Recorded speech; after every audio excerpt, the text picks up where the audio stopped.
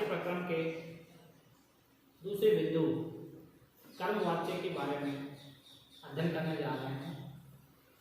पिछले वीडियो में हमने कर्तरीवाच्य के बारे में अध्ययन किया। आज कर्मवाच्य के लिए प्रमुख बात यह है कि कर्म पद में जैसा पुरुष वचन होता है वैसा ही क्रिया का रूप भी या क्रिया में भी कोई पुरुष और वचन का प्रयोग होता है। अब जिस पुरुष वचन का कर्ता होता है वो ही उसके अनुसार क्रिया प्रयोग नहीं होगी। इसमें यह ध्यान रखने की बात है। कर्तरीवाच्य में हमने बातें सीखी कि कर्ता में जो पुरुष वचन है वो ही क्रिया में होगा, लेकिन कर्म पद में कर्म में जो पुरुष वचन है उसी के अनुसार क्रिया का प्रयोग होगा। अर्थात क्रिया का प्रयोग कर्ता अनुसार अर्थात कर्ता के अनुसार, कर्ता के अनुसार से तात्पर्य बच्चों यह है कि कर्ता का वचन एक वचन है तो क्रिया भी एक वचन की, क्रिया बहुवचन है तो क्रिया कर्ता अगर बहुवचन है तो क्रिया बहुवचन की, और अगर कर्ता प्रथम पुरुष का है तो प्रथम पुरुष की क्रिया होगी। कर्तृपद में तृतीय विभक्ति होती है और जो कर्ता शब्द है जो कर्ता है उसमें हमेशा विभक्ति होगी तृतीय। कर्म पद में प्रथमा विभक्ति होती है। दोनों में हम अंतर करेंगे कि यहाँ दोनों में अंतर यह है कि कर्तरीवाच्य के अंदर कर्ता में प्रथमा विभक्ति होती थी और कर्म में द्वितीय होती थी, लेकिन यहाँ पे अंतर यह है कि कर्ता में तृतीय विभक्ति होगी और कर्म में प्रथमा विभक्ति होगी। क्रिया के रूप आत्मनेपदी प्रथम पुरुष के ही रूपों का प्रयोग किया जाता है।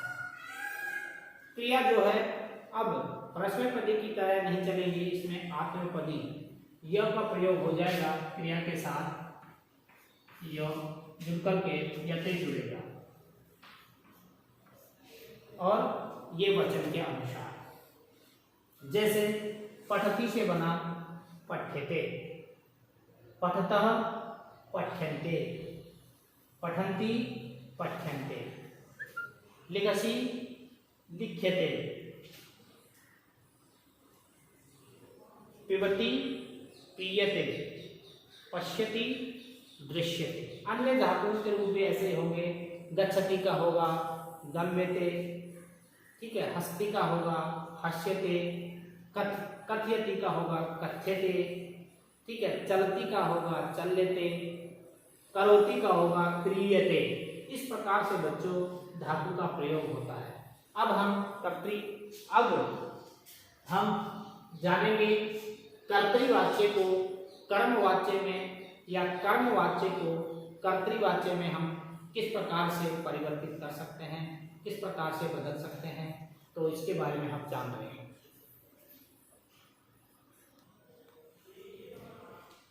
तो आइए छात्रों, अब हम कर्तरीवाच्य को कर्मवाच्य में कैसे बदलते हैं इसकी जानकारी प्राप्त करते हैं। पहले हम जान चुके हैं कि कर्तरीवाच्य के कर्ता में प्रथमा विभक्ति होती है, कर्म में द्वितीय विभक्ति होती है तथा क्रिया कर्ता के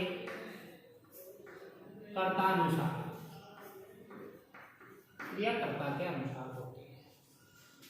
कर्म पद के बारे में हमने अध्ययन किया। कर्म पद में हमने जानकारी दी कि कर्ता में तृतीय विभक्ति होती है, कर्म में प्रथमा विभक्ति होती है और क्रिया जो है क्रिया का प्रयोग कर्मानुसार। ये बच्चों बिल्कुल अगर ध्यान आपने रखा तो आपका कोई भी कर्तृवाच्य को कर्मवाच्य में हम आसानी से बदल सकते हैं।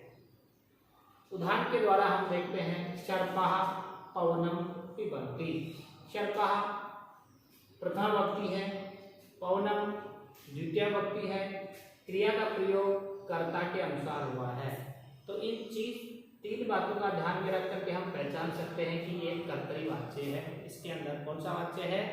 कर्तरी-वाच्य।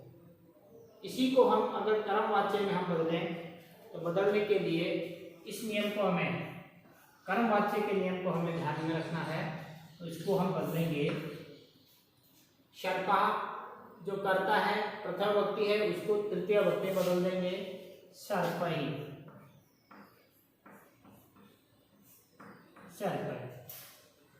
पवनम प्रथम विभक्ति है, पवनम द्वितीय विभक्ति है और प्रथम विभक्ति दोनों सेम ही है, पवनम। क्रिया का ध्यान हमें रखना है, पिबन्ति क्रिया है उसको आत्मनेपदी के रूप बना करके हमें लिखना है, तो पीयन्ते। ये बच्चों परिवर्तन हुआ। दूसरा पुत्र है जनकम सेवते। पता चल रहा है प्रथम विभक्ति है, द्वितीय है, क्रिया कर्ता के अनुसार है, कर्तरी-वाच्य है। इसको कर्म-वाच्य में बदलने के लिए वही रूल हमें, वही नियम हमें प्रयोग में करना होगा। कर्ता में तृतीया, तो पुत्र की तृतीया होगी पुत्रे। जनकम पुल्लिंग है, प्रथमा में बनाएंगे जनकः। पुत्रे जनक सेवते हैं, इसको वही य लगा करके सेव्यते।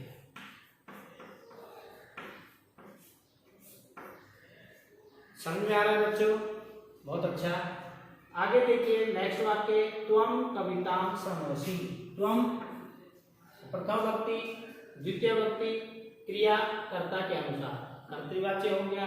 कर्म-वाच्य में बदलने के लिए इसी नियम को हमें फॉलो करना है, ये नियम हमें ध्यान में रखना है। त्वम त्वया तृतीय विभक्ति, कवितां कविता प्रथम विभक्ति में बदलना है और शृणोषि की जगह शृणोषि की जगह होगा श्रोष्यते।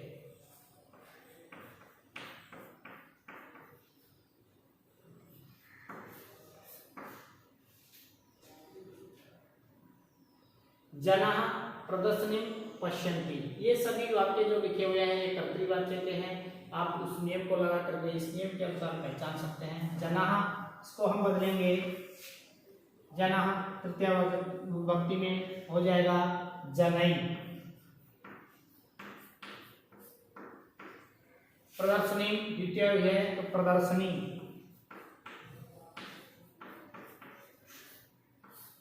और पश्यन्ते की जगह होगा दृश्यन्ते।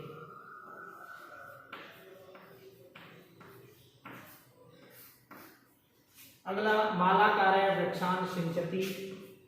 मालाकार है प्रथम विभक्ति है, तृतीया बदलना है मालाकारेण। मालाकारेण वृक्षान प्रथमा में बदलना है तो वृक्षः। और सिंचति की जगह होगा सिंचते।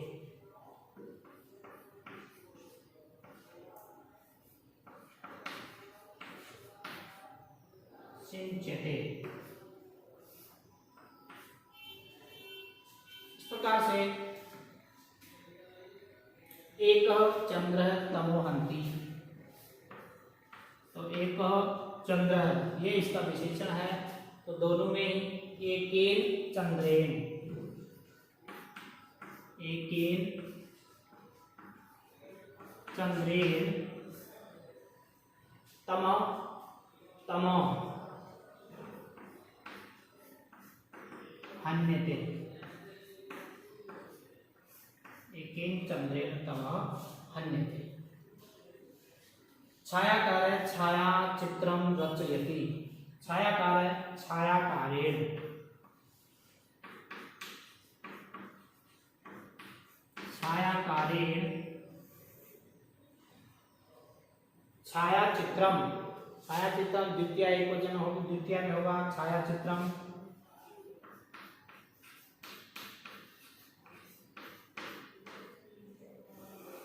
छायाचित्रम और रच्यते की जगह होगा रच्यते, रच्यते।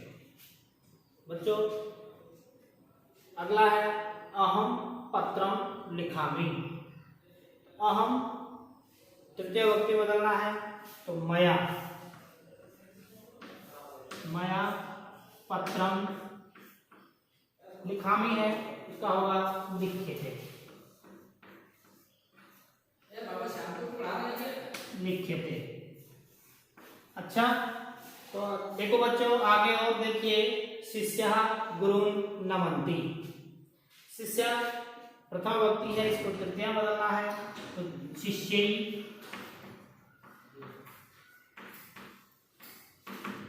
शिष्यै। गुरुं द्वितीय व्यक्ति है, प्रथमा में आपको इसको बदलना है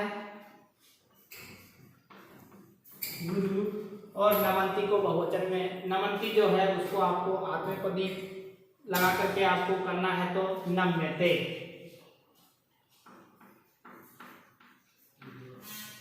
नम्यते। इस प्रकार से आप देखेंगे कर्तृवाच्य से कर्मवाच्य में हम किस प्रकार से बदल सकते हैं।